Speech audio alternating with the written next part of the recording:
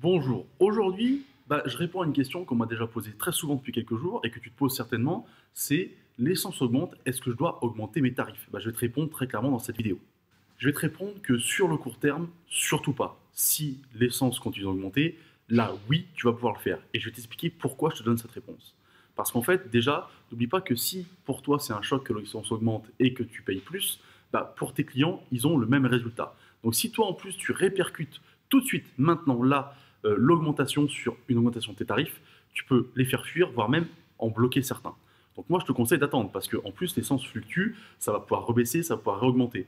Et surtout, comment tu fais si tu augmentes tout de suite maintenant et que tu prends comme prétexte quelque part, qui n'est pas un faux prétexte, hein, mais l'augmentation de l'essence, ce qui va se passer, c'est que dès que ça va fluctuer, ton client va dire attendez, là ça a rebaissé un petit peu, on rebaisse les tarifs, tu vois, c'est compliqué d'annexer finalement ton cours, même si tu mets des frais de déplacement, au prix de l'essence. Tu fais comment? Tu fais ça au jour, à la semaine, au mois? C'est pour ça que je te dis actuellement tout de suite non. Par contre, si ça perdure, là tu pourras. Tu pourras parce que le choc de l'augmentation sera passé, ça sera malheureusement devenu entre guillemets normal pour tout le monde de payer plus cher, voilà.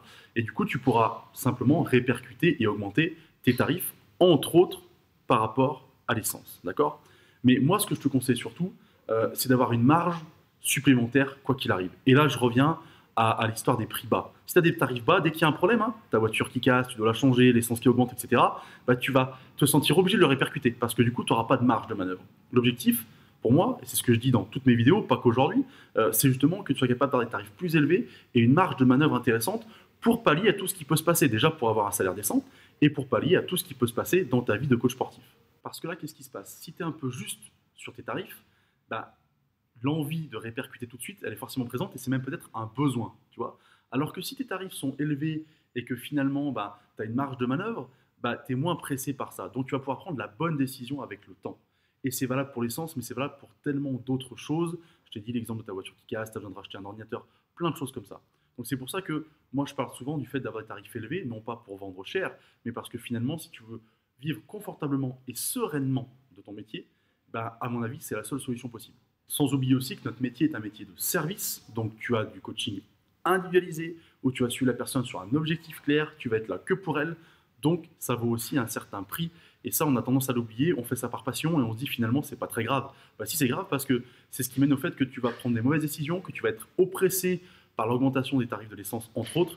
Si tu as des tarifs qui sont plus élevés, que tu as une marge de manœuvre plus importante, tu vivras bien mieux au quotidien ce métier qui restera encore plus du coup une passion.